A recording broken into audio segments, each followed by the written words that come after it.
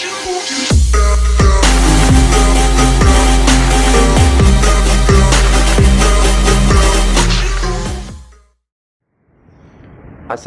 warahmatullahi wabarakatuh.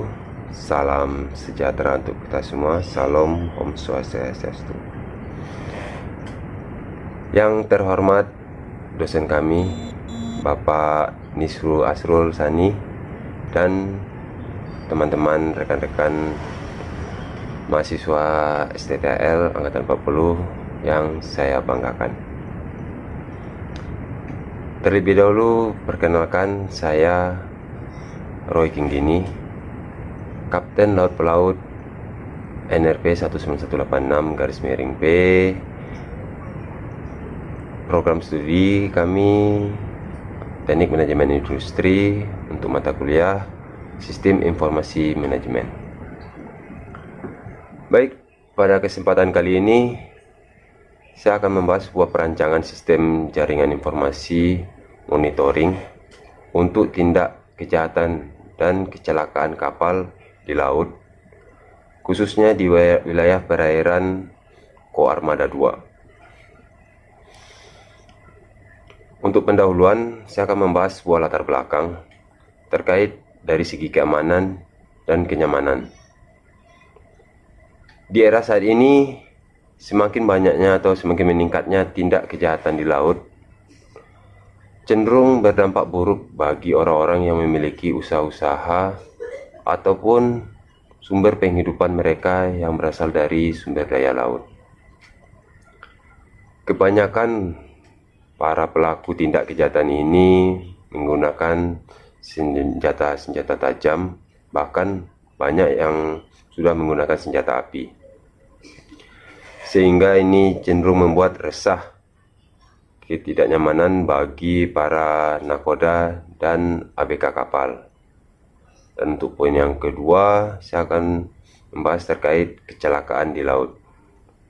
Untuk kejadian ini dapat terjadi akibat dari faktor alam dan juga dari human error.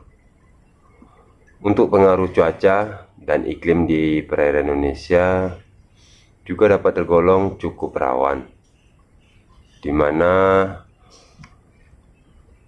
keadaan permukaan air laut sewaktu-waktu dapat berubah secara cepat atau drastis dari yang semula tenang hingga bergelombang.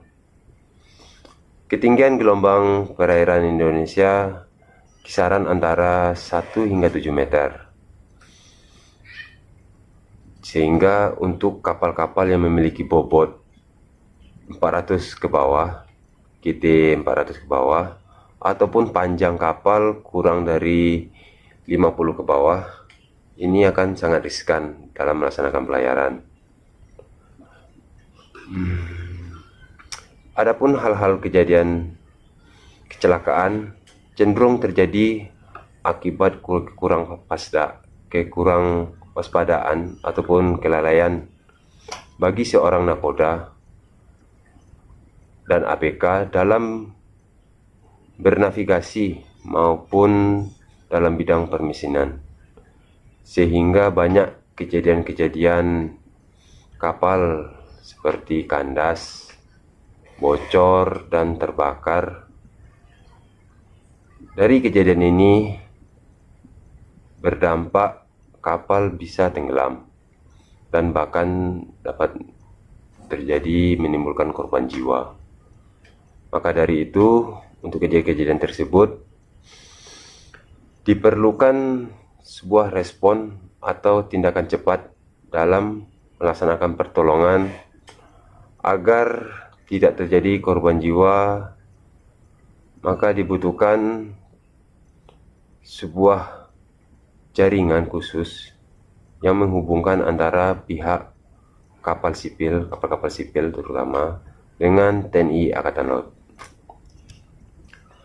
Untuk permasalahan-permasalahan di laut, saya akan membahas terkait dengan kejahatan yang sering terjadi di laut.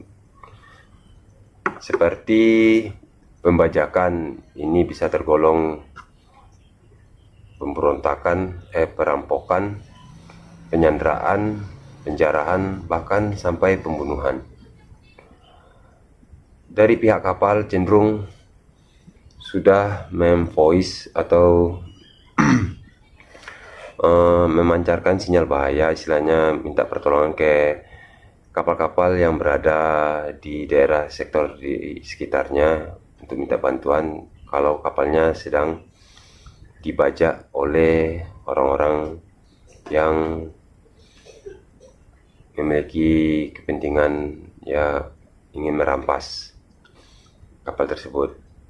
Bahkan banyak dari mereka yang telah memiliki atau menggunakan senjata tajam atau senjata api. Cenderung untuk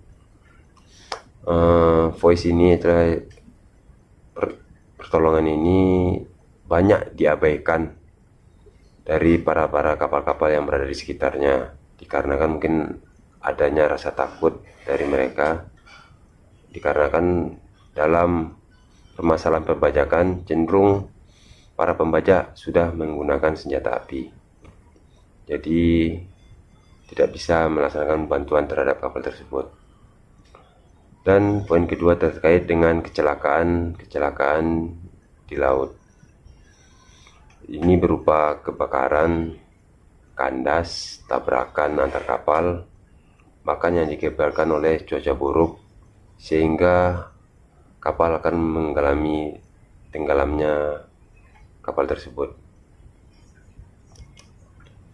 Next, untuk tujuan, poin pertama saya akan membahas akan untuk perancangan ini diharapkan dapat meminimalkan tingkat kejahatan yang terjadi di laut, khususnya wilayah perairan Koarmada 2. Dan poin kedua, ketenangan dan kenyamanan bagi awak kapal dalam melakukan pelayaran di perairan wilayah Armada 2. Dan poin ketiga, cepat dalam melaksanakan aksi pertolongan sehingga tidak memakan korban.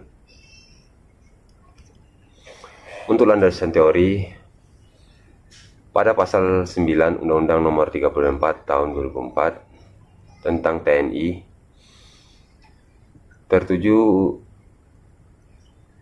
untuk tugas pokok TNI Angkatan Laut, di mana selain menjaga yurisdiksi NKRI, juga memiliki untuk menjaga keamanan dan pertolongan terhadap para orang-orang atau masyarakat yang merasakan dalam pelayaran. Dan juga yang dijelaskan pada pasal 7 ayat 1 Undang-Undang Nomor 34 Tahun 2004 tentang salah satu ancaman terhadap keutuhan bangsa dan negara adalah ancaman keamanan di laut yurisdiksi nasional Indonesia yang dilakukan oleh pihak tertentu, dapat berupa pembajakan. Dan hukum laut internasional pada tahun 1900, yakni UNCLOS 1972, yang ini terkait dengan kapal-kapal sipil ataupun kapal-kapal perang yang akan melintasi di perairan Indonesia. Untuk stakeholder, pastinya yang pertama Bapak Panglima Komando Armada 2, di mana beliau selaku pemegang komando untuk pergerakan setiap unsur-unsur atau KRI yang di bawah garis komandonya. Adapun Puskodal Koarmada 2, di mana ini pusat kendali atas pergerakan unsur-unsur KRI yang berada di bawahnya setelah menerima perintah langsung dari Bapak Panglima. Dan di sini Komandan KRI dan ABK KRI ini merupakan yang terlibat langsung dalam menindaklanjuti kejadian-kejadian di lapangan. Dan di sub kepala pelabuhan saya masukkan karena kan mereka yang bertanggung jawab langsung untuk keselamatan dalam pelayaran tiap kapal-kapal sipil yang berlayar di laut. Di sini juga kami masukkan perusahaan, nakoda dan ABK kapal, di mana ini yang berperan langsung dalam menjalankan usaha-usaha mereka yang melalui lintas laut.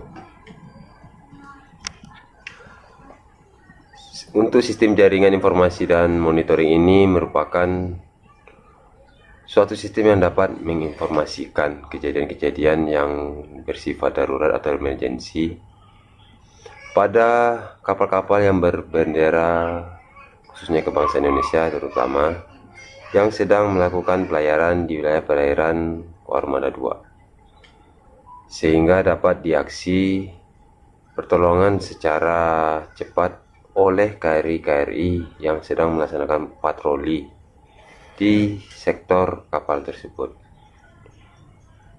Selain itu, sistem jaringan ini juga dapat digunakan untuk menginfokan terhadap kapal-kapal yang sedang melintas di sektor latihan agar untuk menjauhi koordinat-koordinat penembakan yang telah diinfokan.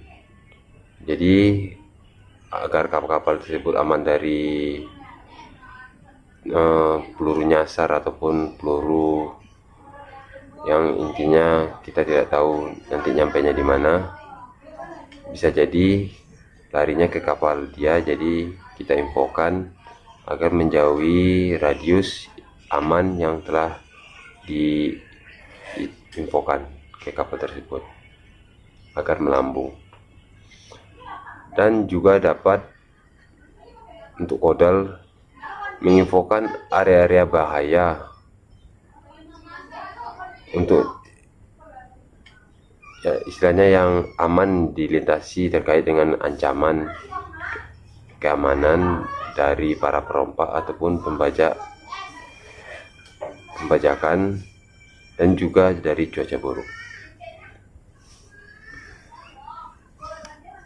Untuk skema jaringan penginformasian atau pelaporan ini saya rasa sangat simpel dan cepat, di mana dikala situasi dari kapal yang sedang terjadi pembajakan ataupun situasi kebakaran, tabrakan, kandas, dan tenggelam, dapat langsung menginfokan secara via telekomunikasi atau jaringan HF kepada Puskodal Armada 2, di mana informasi tersebut dari Puskodal akan diinfokan langsung kepada Bapak Panglima, dan dari Bapak Panglima memerintahkan untuk segera meluncurkan unsur-unsur KRI yang berada di sektor area tersebut untuk melaksanakan pertolongan.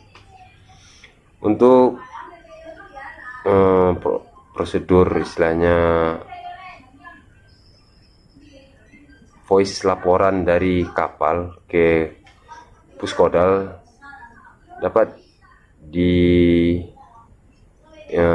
diucapkan dengan kata darurat 3 kali, darurat, sampaikan nama kapal, kejadian yang dialami, posisi kapal tersebut, lintang bujurnya berapa, arah angin dan arus, karena kan nanti mungkin ada pengaruh arah angin dan arus ini akan mengakibatkan kapal akan berpindah dari posisi awal. Dan setelah itu kodal akan menjawab info tersebut dengan diterima dan diaksi segera. Setelah itu dari kodal akan langsung menginfokan ke KRI yang berada di sektor tersebut untuk segera bergerak menuju kapal yang sedang mengalami atau sedang meminta bantuan atau pertolongan, dan dari KRI tersebut langsung menjawab siap dan bergerak ke sasaran. Dari proses penginformasian ini secara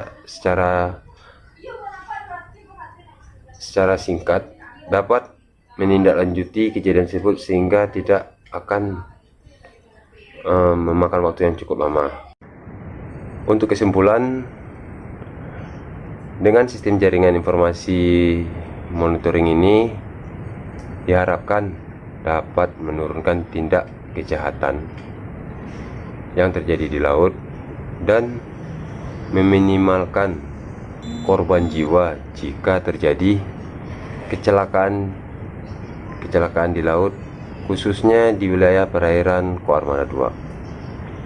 Dan untuk saran, saya berharap kedepannya TNI Angkatan Laut dapat membuat sebuah alat telekomunikasi yang dapat dikoneksikan melalui radio yang telah terprogram sehingga dapat menghubungkan antara kapal-kapal sipil dengan pihak Angkatan Laut secara khusus dikala mana mengalami kejadian-kejadian emergensi ataupun kejadian darurat, sehingga aksi pertolongan dapat dilaksanakan secara cepat dan tepat. Mungkin sekian dari pembahasan rancangan sistem jaringan monitoring ini. Banyak sedikit kekurangan yang telah kami sampaikan. Jika ada penyampaian tutur kata kami yang salah, kami mohon maaf. Di akhir kata kami ucapkan wabillahi taufiq wal hidayah. Wassalamualaikum warahmatullahi wabarakatuh. Salam, Om Santi Santi Santi Om. Semoga kita semua diberi kesehatan selalu. Terima kasih. Angkatan Laut, Jaya Mahi.